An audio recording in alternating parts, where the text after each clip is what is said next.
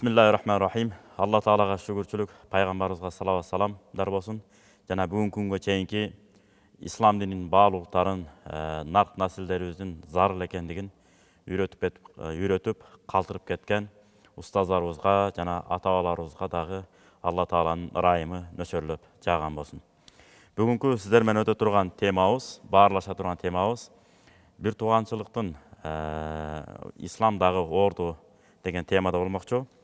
Бул боюнча Алла Таала Кур'ан-ы Каримде мындай дейт: Bismillahirrahmanirrahim. فهل عصيتم إن توليتم أن تفسدوا في الأرض وتقطعوا أرحامكم أولئك الذين لعنهم الله فأصمهم وأعمى أبصارهم صدق الله العظيم. Бұл Muhammed сүресінің 22-23 аяттарынан тұрады. Сілер жер бетіне эйлик кылып, бузукулук кылып, жана бир туугандар арасындагы мамилени үзүп койсоңор эле бул жакшы деп ойлойсуңарбы? Болуп калды деп ойлойсуңарбы? Жок.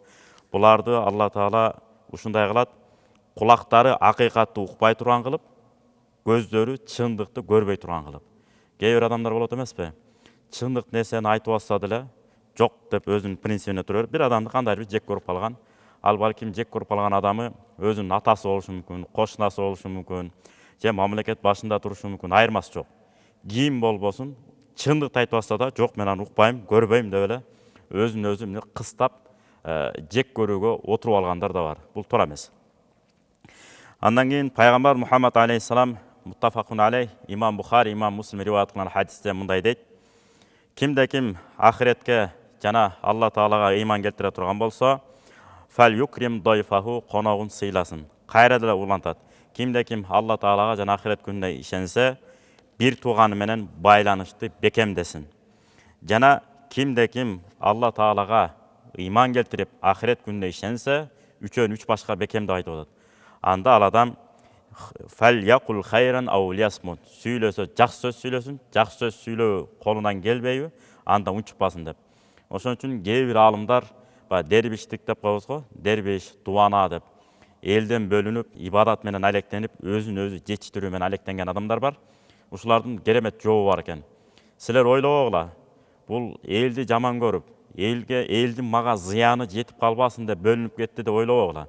Тескерисинче, менин жаман мүнөздөрүм себебинен же жаман мамилелерим, кыял жоруктарымдын себебинен адамдар менден зыян тартып калбасын. Ошон үчүн мен өзүмдү өзүм жетиштирип келейин деп, атайын мен элден сырткары өзүнчө жашап, өзүн ибадатка бекемдеп, анан кайра келейин дедим эле деп, ушундай кичпейилдүүлүк менен жооп берген аалымдардын да сөзү бар экен. Демек, канчалык даражага жетпейли, канчалык илим болобу, билим болобу, мансап болобу, кандай гана тепкичтерге чыкпайлы, эл алдында бир жөнөкөй экенибизди, эч ким эмес экенибизди, аввалука нутфа ва ахирука жифа, башталышың бир тамчы суу боло турган болсо, аягың бүтөр жериң бир тарп этке айланасың деп, өлүмтүк деп коет го. Талаада өлүп калган мал бар эмес беле, ошого окшоштуруп атат. Талаада жатып калган өлүмтүк сыяктуу айланасың. Мындайча айтканда, адам дүйнөдөн кошай чыккандан кийин эч ким жанына жолоосу келбей калат. Мына ошол сыяктуусуң. Кайсарыңа өзүңдү көтөрөсүң. Башка бир аятта келет: Бисмиллахиррахманиррахим. Ва ла тамши фил арди мараха. Мурдуңду асмандатып, мына какайып баспагын дейт.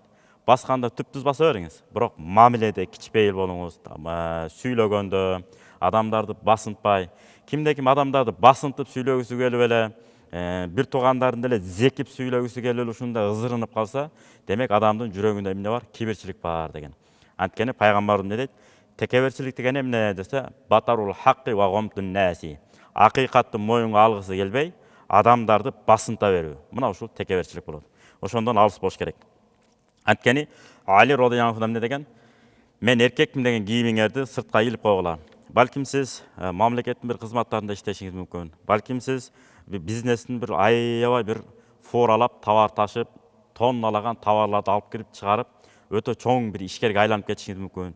Же медицинанын бир доктор, профессор болушу мүмкүн. Же бир илимдин доктор, профессору, же бир дагы бир кызматтарда, же болбосо мал байлыктын бир түрү менен аябай болуп толуп турган убакытта жашап аткан болушуңуз мүмкүн. Бирок үйгө кирип баратканда ошол статустарды, ошондой даражадагы кийимди сыртка илип коюп анан киришибиз керек экен. Мындайча айтканда, ата-энебиздин алдына кирип баратабызбы? Бала катары кирип барыш керек экен. үй бүлөбүзгө кирип баратабызбы, келинчектерибиздин күйөөсү, балдарыбыздын атасы болуп кирип барыш керек экен. Жанагындай мансап тийбу деген ал жумуш саат 8-де баштады, 5-те бүтөт да. 8-ден баштап 5-ке чейин бүттү ал. Кызмат, жанагындай мансап, даража, байлык. Сыртка калтырыш керек экен. Үйгө жөн эле адам болуп кирип барыш керек. Анткени убакыт деген ушуңдай, колуңдагы кушуңдай, таптаганга жараша түшүн берет кызылдай деп улуу аталарыбыз айтып кеткен жакшы сөзү бар. Андан кийинкиси Имам Бухари, Имам Муслим риваят кылган дәвр хадис бар. Ман ахабба ан ябсута лаху фи ризқихи ва юнсаа лаху фи аtharihi фальясил рахимаху.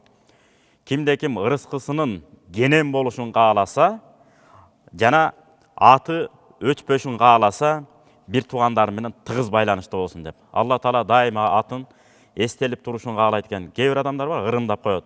Мисалы, Исхак Разаков атабыз, Касым Тыныстанов, Жусуп Абдрахманов, ошого толтур аталарыбыз болгон. Тоголок молдо, ошого аталарыбыздын атынан атайым эмне кылышат? Коюшат ырымдап. Ошол адамдай адам болсун, ошол илимпоздай илимпоз болсун, ошондой эл баккан улуу адамдардай менин балам дагы эл баксын деп ырымда ат коюшат. Эмне үчүн? Пайгамбар Мухаммад алейхиссаламдын хадиси бар. Адамдын атына жараша тагдыр өзгөрөт деп. Атты дагы тандап коюшат. Эмне үчүн? Ошо тагдыр дагы Алланын буйругу менен атка жараша өзгөрөт деп. Мисалы, пайгамбар убагында Дәврөнүн аты Хазан болот, кайгы.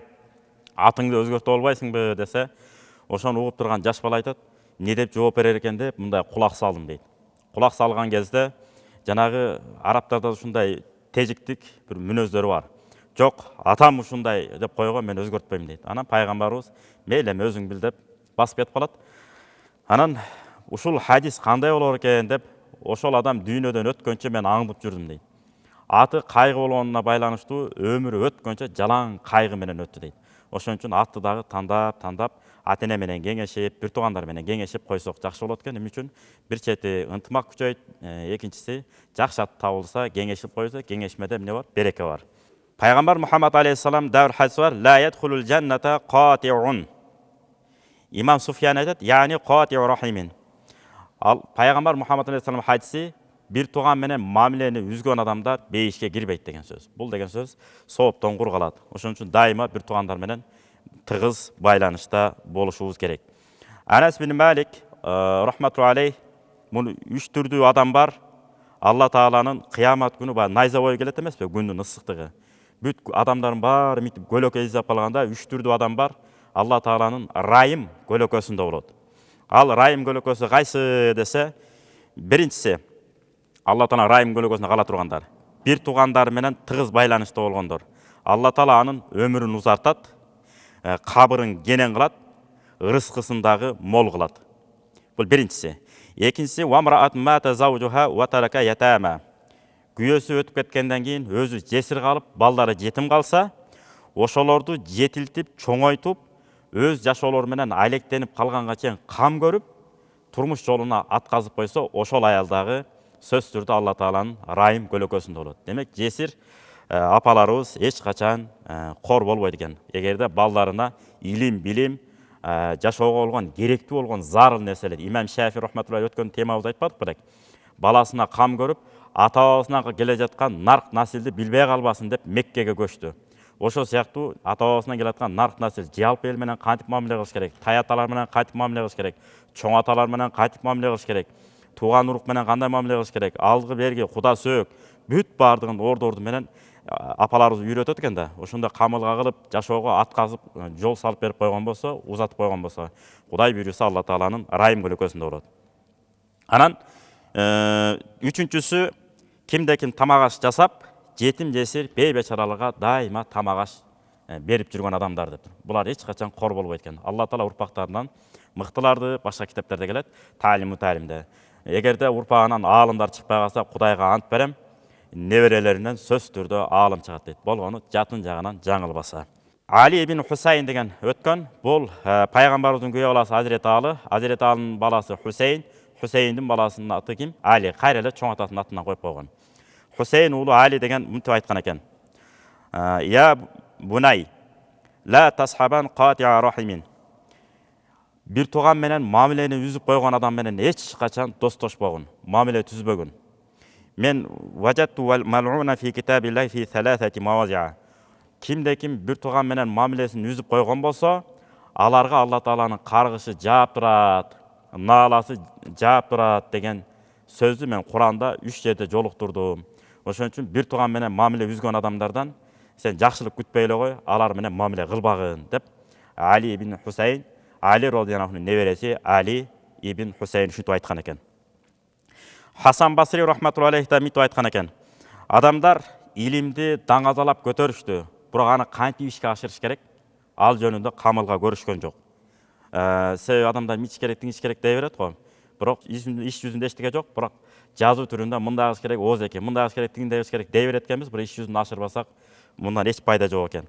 Андан кийин жана ватақатау бил архам. Бир туугандар бир тууган менен мамиле кылыш керек эле, ошону да үзүп коюшкан адамдар бар. Баягы иш жүзүндө амал кылууну жокко чыгаргандарды сүрөттөп атат Хасан Басри рахматуллахи. Хасан Басриди билесиздер, бүтүндө сахабалардын илимин жыйнап алган адам. Лаанахумуллаху. Алла Таала ушундай адамдарды эмне кылды? Каргышка калтырды. Жана кулактары акыйкатты укпай турган кылып коет андан кийин көздөрү дагы акыйкатты көрбөй турган болуп калат. Ошон үчүн бир тууган жаманбы жакшыбы сөзсүз түрдө аны ала жүрүшүбүз керек. Айтат го, жаман чапандын пайдасы жаанда тиет, жаман туугандын пайдасы жамандыкта тиет деп. Эч ким калбай калган кезде жаман да болсо баягы биз зекип аткан, жаман көрүп аткан тууганыбыз келет экен. Кандайсыңар, эмне кылып атасыңар, тууган уруктар каякта жүрүшөт, эмне кылышып атат деп, жана көрүстөнгө көтөргөндө да ошол биз жаман деп аткан бир тууганыбыз эмне кылат экен? Бизди көтөрүп барып көрүстөнгө коет экен, жан дилинен. Буга да бир окуя бар. Бир айылда болгон окуя, балдар айтып берип атат. Агасы инисин таарынтып алат. Баягы кемпирдин тилине кирип, баягы жер талаш болуп кетип. Ана иниси айтат: "Жеңемди нары алып барып кой, экөөбүз эле чечишип алалы" десе, "Болбой. Эми кандай кылабыз, эмне кылабыз" деп туруп алат да, анан жеңесине теңелбей өчөшүп ала бер жерди деп коет. Анан ошентип убакыт өтүп иниси таарынып кетет дагы. Эми караңыз бир тууганды. Бул аягы ооруп, кыйналган кезде айнеги жапсыз экен. Илгерки Советтер Союзу убагында үйлөр айнектери жапсыз болгон эмеспи? Инисинин үйү көрүнүп турат экен айнек жактан. Ошо айнек жакка төшөк салып берип койгулачы. Инимдин кирген чыккандарын мен көрүп турайын деп. Ушунчалык куса болуп. Иниси дагы билип турат. Биз балдар бар экен да, балдар айтып турат экен, ана тиги чоң атам карап атат сизди деп.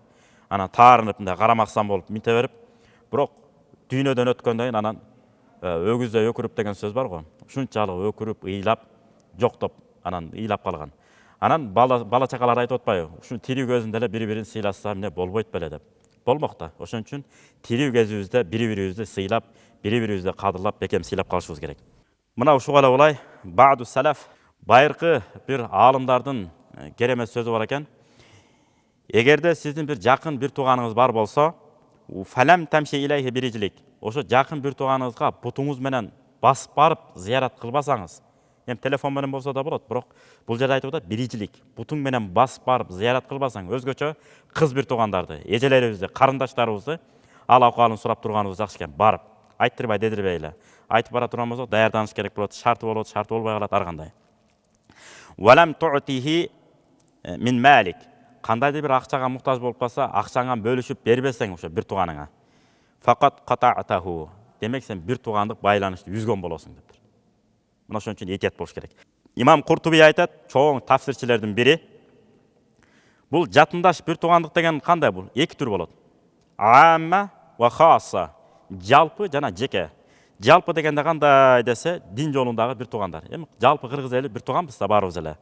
Ал кандай болот десе, бит тавадут. Бири-бирибизди жакшы көрөбүз. Деги эле кыргыз элинин жарандарын баарын жакшы көрүшүбүз керек. Анткени мисалы бирөө спорт жагынан чемпион болот, бирөө илим жагынан, мисалы мамлекетибиздин атын ааламга даңкындалага жеткире турган илимпоз, өнөрпоз, ар кандай таланттуу жаштарыбыздан чыга турган болсо, инсандарыбыздан чыга турган болсо, ошону биз Кыргызстандын жараны катары жакшы көрүшүбүз керек экен. Кудайым өркүнүн өстүрө берсин деп. Инсан катары келишпестигиңиз болсо дагы талантын сыйлап эмне кылып койушубуз керек экен? Жакшы көрүп койушубуз керек. Жана танасу, насаат кылууда, кок сизге насаатка муктаж болуп калса, эч кандай аянбай насаатыңызды берип коюшуңуз керек. Өкүл ата, өкүл апа деген коюлуп атпайбы? Кээде ата-энелерге айтылбай турган маселелерди ошол өкүл ата, өкүл апа эмне кылат? Чечип, кыз менен баланын өгүз өлбөсүн, арабасын басын кылып эмне кылат? Бириктирип кете турган. Ошондой насааттарды эмне кылыш керек? Бериш керек. Адилеттүүлүк, инсап, жана акылар алып берүү, бири алынбай калса, калыспа берип. Мына ошонун баарын жалпылай бир туугандык деп айтылат экен. Ушу жалпылай бир туугандыкты дайыма калыстык, бири-бирибизди жакшы көрүү, туура зулум кылбастан мамиле кылсак, жалпы бир туугандык милдетибизди аткарган болот экенбиз. Ал эми жеке милдет. Ал кайсы десе, ал каражат жагына кирет. Эгер каражатка муктаж болсо, жана акыбалын жоктоп туруу. Эмне көрүнбөй калды, эмне келбей калды? Кокус мисалы кыз узатып атсаңыз же келин алып атсаңыз, келбей калса, же келбей турган болуп калса, эмне келбей атасың? Кошумчаң деле кереги жок, өзүң эле келе кал деп, кээде кошумчадан качып дагы келбей калышы мүмкүн. Ар кандай да. Ошон үчүн бир туугандардын келбей калуусуна жол бербеш керек экен. Мамиленин үзүлүп калышына эч качан жол бербей, тескерисинче жанталашып аракет кылышыбыз керек. Анан сөзүмдүн жыйынтыгында бир жакшы бир окуяны айтып кетейин. Күндөрдүн биринде бир бай адам болгон экен. Ошол бай адам Меккеге ажылык кылам деп барган экен. Анан ошо Меккеге жеткенде 1000 динарымды, динар деп алтын акчаны айтат. Бир кишиге аманат кылып калтырат. Калтырып туруп, бирок ал аманатка бекем, такыба киши болгон болот. Берип, мен анан атайын ошол аманат буюмдарга жоопкерчиликти алган киши болот. Анан барып тапшырып, берип, ажылык амалдарымды аткарып бүтөйүн, анан кайра келем деп. Түшүрүп коюшу мүмкүн, жоготуп алышы мүмкүн ар кандай. Анан ошентип Арафатка барат. Арафаттан кийин кайтып келет. Жанагы аманат акчамды алайын деп барса, бул ажылык маселесинде болот. Баягы киши дүйнөдөн өтүп кеткен болот. Анан акчасын сурайт, каякта калды, жана кишини издейт, таппайт. Айласы кетип анан кийин Меккенин фаата улама Макка дейт. Ошо Мекке шаарындагы жооп берип аткан жооптуу уламаларга, аалымдар кеңешине барат. Ана ушундай деп абалы жөнүндө айтканда алар айтат. Түн жарымда Замзамга кел дагы, ошол жерге келип кыйкырык сал дейт. Эй баланча деп атынан айт дагы, эгерде ал бейиш элдеринен болсо сага жооп келет дейт түндө. Бул эми ойлой киши болгон болот. Анан келет кыйкырат, жооп жок. Баланча деп кыйкырат. Анан айтат, Бархут деген жер бар, Йемен тарапта дейт, Хадрамаут деген жерде. Анан ошол жерге айтсат, жооп келген жокпу? Жок дейт. Анда ал балким тозок элдеринен болуп жүрбөсүн дейт. Бул эми икая бул. Анан ошол жакка барат дагы, ал жерден кыйкырат.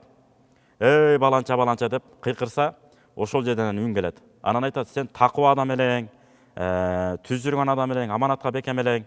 Эмнеге бул жакка сен келип калдың десе, балама да ишенген жокмун дейт. Бир туугандарыма да ишенген жокмун.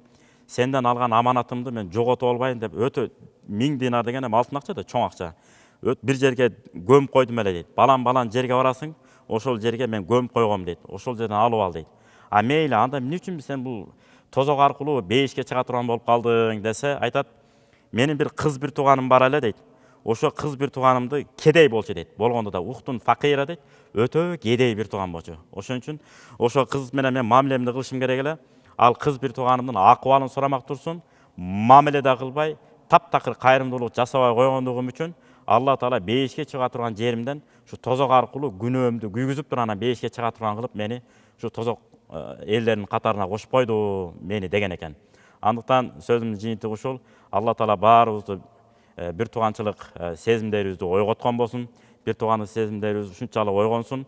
Бири-бирибизди көргөндө жүзүбүз эле эмес, жан дүйнөбүздөн кубана турган болуп, ал акыбал сурашып жашай турган болсо, Кудай буйруса Алла Таала өмүрүбүздү узун кылат экен. Имам Даххак айткан экен. Даххак деген күлкүчү деген. Эмне үчүн? Төрөлгөндө тиши менен кошо төрөлгөн экен.